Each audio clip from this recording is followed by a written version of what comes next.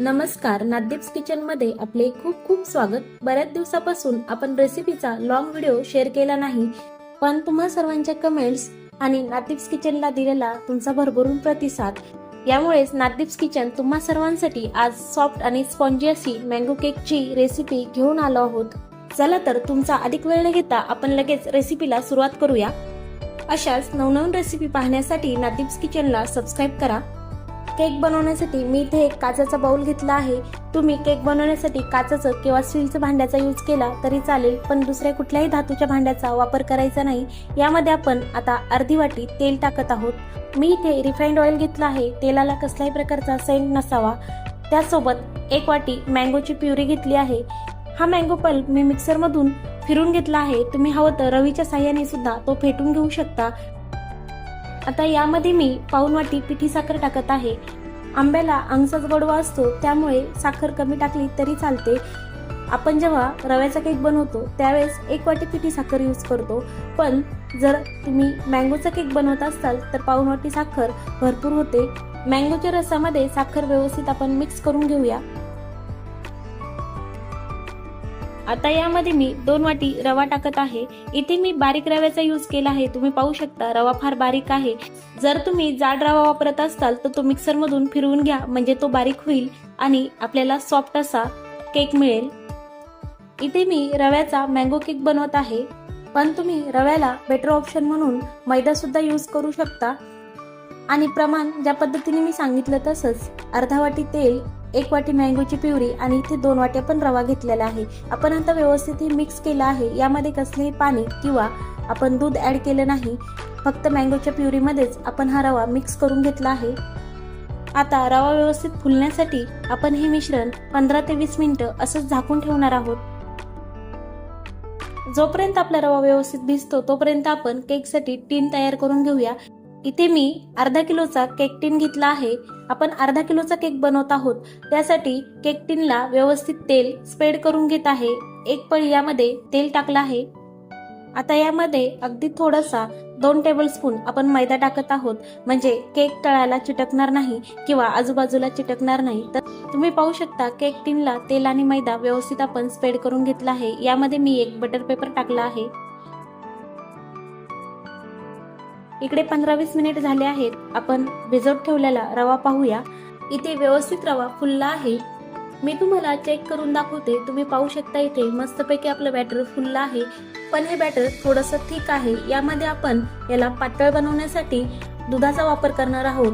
आता यामध्ये आपल्याला दूध टाकायचं आहे, पण दूध एकदाच टाकायचं नाही. जसं लागेल तसं आपण यामध्ये दूध टाकणार आहोत. एकंदरीत मला किती दूध लागलं हे मी तुम्हाला शेवटी सांगेल.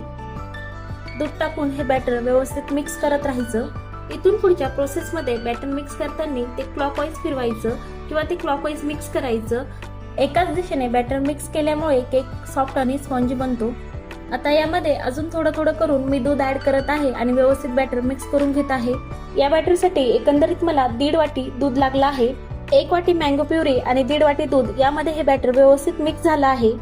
इथे आपले परफेक्ट बॅटर तयार आहे. यामध्ये आपण थोडीशी त्रुटी फ्रुटी टाकूया. ही त्रुटी फ्रुटी मी मैद्यामध्ये मिक्स करून टाकली आहे, म्हणजे ती केक मध्ये व्यवस्थित स्प्रेड होते. इथे तुम्ही त्रुटी फ्रुटी ऐवजी मँगोचे छोटे छोटे काप किंवा ड्राय फ्रूट टाकले तरी चालेल. इथे या बॅटर मध्ये मी एक 7 ते 8 थेंब व्हॅनिला इसेन्स टाकत आहे. व्हॅनिला इसेन्समुळे केकचा फ्लेवर छान येतो. जर तुमच्याकडे इसेन्स नसेल तर तुम्ही विलायची टाकली तरी चालेल. इसेन्स बॅटर मध्ये व्यवस्थित मिक्स करून घेऊया. सर्वात महत्वाची प्रोसेस म्हणजे लास्टला जेव्हा आपलं केकचं बॅटर व्यवस्थित मिक्स होतं त्यावेळेस आपण यामध्ये 1 चमचा बेकिंग पावडर आणि 1 चमचा बेकिंग सोडा टाकत आहोत. बेकिंग पावडर जर तुमच्याकडे नसेल तर तुम्ही तिथे इनो यूज करू शकता, पण त्यावेळेस बेकिंग सोडा नाही टाकला तरी चालेल किंवा अगदी चिमूटभर टाकायचा, म्हणजे केक व्यवस्थित फुलेल आणि तो सॉफ्टही बनेल.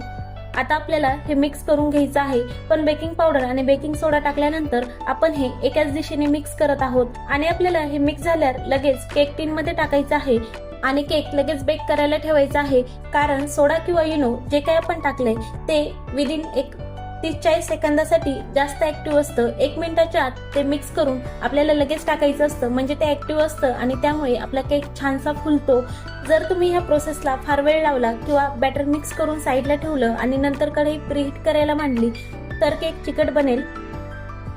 इथे आपले बॅटर तयार आहे. हे बॅटर आपण लगेच केक टीन मध्ये टाकूया. तुम्ही पाहू शकता इथे आपलं बॅटर फारसं पातळ किंवा फारसं घट्ट नाहीये. आपण परफेक्ट असं बॅटर तयार केलं आहे. इथे आपण अर्धा किलो केकसाठी अर्धा किलोचाच केक टीन वापरला आहे.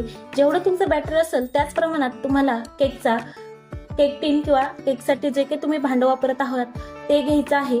इथे सगळ्यात महत्त्वाची स्टेप म्हणजे केक बेक करायला ठेवायच्या आधी हे बॅटर तुम्ही अशा प्रकारे टॅप करून घ्यायचं आहे. किचन कट्ट्यावर किंवा एखाद्या सुती कपड्यावर हे टॅप करून घ्यायचं, जेणेकरून त्यामध्ये बबल्स निघून जातील.